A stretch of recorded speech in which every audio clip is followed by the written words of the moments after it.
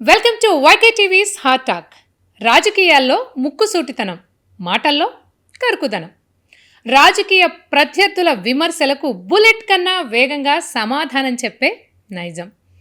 రాజకీయ విమర్శలకు వెరవకుండా, లౌక్యంగా కాకుండా నమ్ముకున్న విలువలతో రాజకీయం చేసే వ్యక్తి, ప్రభుత్వ విప్, తాడేపల్లిగూడెం ఎమ్మెల్యే బొలిశెట్టి శ్రీనివాస్ గారు ఇవాల్టి మన గెస్ట్. నమస్తే శ్రీనివాస్ గారు. నమస్తే అమ్మా. బాగున్నారా? బాగున్నాను. శ్రీనివాస్ గారు, మీరు రాజకీయాల్లో సుదీర్ఘంగా కొనసాగుతున్నారు.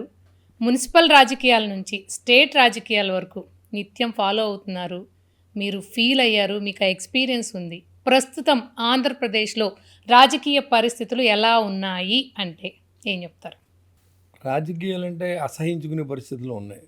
ఎందుకంటే గెలిచి రాష్ట్రం అభివృద్ధి చెందడానికి ఆలోచించే కూటమి ప్రభుత్వం ఓ పక్కన, అహర్నిశలు కష్టపడి పనిచేసే మనస్తత్వం చంద్రబాబు నాయుడు గారు, ఏమీ ఆశించకుండా ప్రజలు చేసే దృష్టిలో పెట్టుకున్నటువంటి పవన్ కళ్యాణ్ గారు, నరేంద్ర మోడీ గారి సహకారంతో రాష్ట్రాన్ని అభివృద్ధి చెయ్యాలి అని మంచి ఉద్దేశంతో ఉన్నప్పుడు, నిరంతరం ఓడిపోయినప్పుడు కూడా రోడ్డెక్కి ఏదో ఒక లోపాలను వెతికి అసెంబ్లీకి రాకుండా ప్రతిదానికి మీ సమయంలో చేయలేని పనులు ఇప్పుడు అవుతున్నాయి, మళ్ళీ మర్చిపోతారు, అవ్వకూడదని ఒక చెడ్డ ఉద్దేశంతో. శ్రీనివాస్ గారు, ప్రతిపక్షం అంటేనే, అపోజిషన్ అంటేనే వాళ్ళ పని ఏంటి? ప్రశ్నించడం. తప్పేముంది అందులో? ప్రశ్నించడంలో తప్పులేదు, అభివృద్ధిలో సహకరించాలి. మీరు ప్రశ్నించండి, కరప్షన్ చేయనివ్వకండి, దట్స్ ఓకే.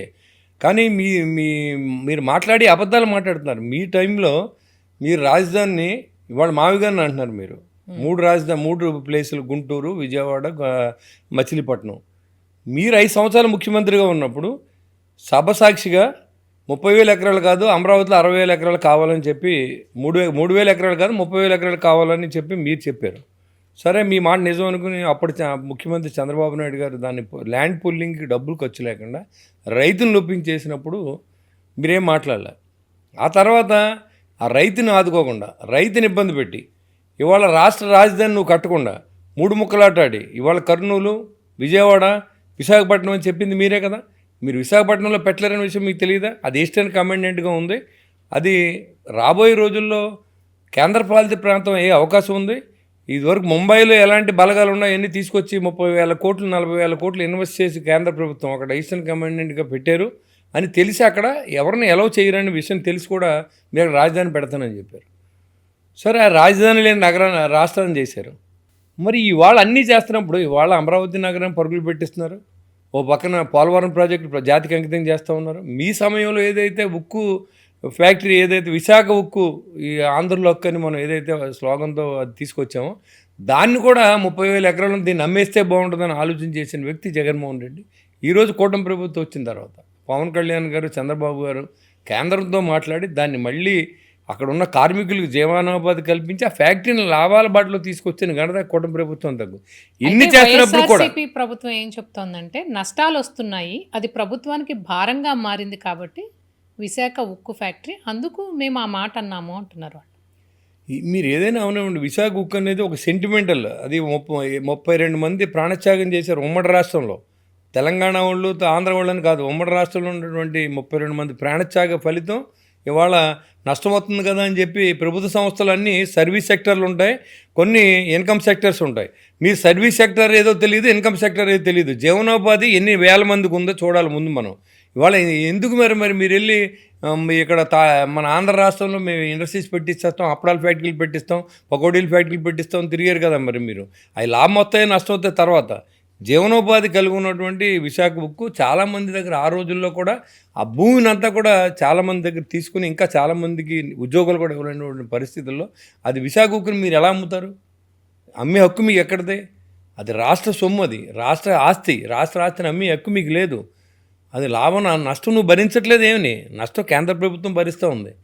చాలా ఉంటాయండి సెక్టర్లు. సర్వీస్ సెక్టర్ అంతా లాస్ట్లోనే ఉంటుంది. మీకు రిజిస్ట్రేషను, ట్రాన్స్పోర్టు, అబ్కారీ ఇవన్నీ లాభాలు రావచ్చు. మీరైతే గవర్నమెంట్ హాస్పిటల్స్, ఫంక్షన్స్, మరి అది కూడా తేడా లేని ముఖ్యమంత్రి గురించి మాట్లాడుకుంటూ, మాజీ ముఖ్యమంత్రి గురించి మాట్లాడుకుంటే సిగ్గుగా ఉంది. మీరు మాట్లాడింది నష్టం వచ్చింది. మీరు ఇవాళ ఎమ్మెల్యేలు అందరినీ ఎన్నుకున్నాం, మరి ఎన్ని ఖర్చు పెడుతున్నాం, ఇవన్నీ డబ్బులే కదా. మీరు 60 మంది అందరినీ సలహాదారులు పెట్టుకుని కోట్లాది రూపాయల జీతం, అది రాష్ట్ర ప్రజల సొమ్ము నష్టం కాదా? మరి దాన్ని ఎందుకు మీరు భరించారు 5 సంవత్సరాలు? ఎంతమందికి భవంతులు ఇచ్చారు, ఎంతమందికి కార్లు ఇచ్చారు, మీరు లెక్క చెప్పండి ఒకసారి. మీ సొంత ఫ్లైట్లో మీ కుటుంబ సభ్యులను తీసి విదేశాల వ్యవహారాలకు వెళ్ళారు. ఏం చేశారు మీరు? ఇన్ని చేసి కూడా మీరు రోడ్డెక్కి మాట్లాడే హక్కు మీకు లేదంటాను నేను ఇవాళ కూటమి ప్రభుత్వం నిరంతరం ప్రజా శ్రేయస్సు కోసం, రాష్ట్ర అభివృద్ధి కోసం కట్టుబడి ఉందని దాంట్లో ఎలాంటి సందేహం లేదు. నేను డిబేట్కి రెడీ, వాళ్ళు ఎవరు వచ్చినా. ఇప్పుడు అన్ని అబద్ధాలు చెప్తాడు ఆయన. మాజీ ముఖ్యమంత్రి కానీ, పేరు నాని కానీ, వాళ్ళకు కొంత దొంగ మీడియా కొంతమంది ఉంటారు. వీళ్ళు తెల్లారితే ఇదే మీరు చూశారు కదా, రావణ విషయంలో కానీ ఇంకా ఎవరో ఒకరు రెచ్చగొట్టడం, వ్యక్తిగతంగా తిట్టించడం, ఒక ఛానల్లో కూర్చోబెడతాం, వ్యక్తిగత హననం చేయడం. అంటే ఎలా ఉంటుందమ్మా? ఇప్పుడు ఇంత వయసు వచ్చిన చంద్రబాబు నాయుడు గారికి అది భార్య గురించో పిల్లల గురించో మాట్లాడితే, పవన్ కళ్యాణ్ గారి పిల్లల గురించి మాట్లాడితే, ఎందుకు రాజకీయాల్లోకి వచ్చామనే ఫీలింగ్ తీసుకొచ్చి ఇక్కడ డిస్టర్బ్ చేసే ప్రయత్నం. నువ్వు 11 మంది ఎమ్మెల్యేలు కూడా కనీసం నువ్వు అసెంబ్లీకి వచ్చి దమ్ము లేదు నీకు. నువ్వు అడుగు, నువ్వు నిజంగా తప్పు జరుగుతుంది, నిజంగా కరప్షన్ జరుగుతుంది, యూ కమ్ టు అసెంబ్లీ. మీరు 11 మంది అంటే 22 లక్షల మందికి రిప్రజెంటేషన్ 40% మాకు ఉందంటున్నారు. మీరు ప్రతిపక్ష పాత్ర పోషిందాం, మీరు రండి, తప్పుగా మాట్లాడండి, డెవలప్మెంట్గా మాట్లాడమని నేను చెప్తాను.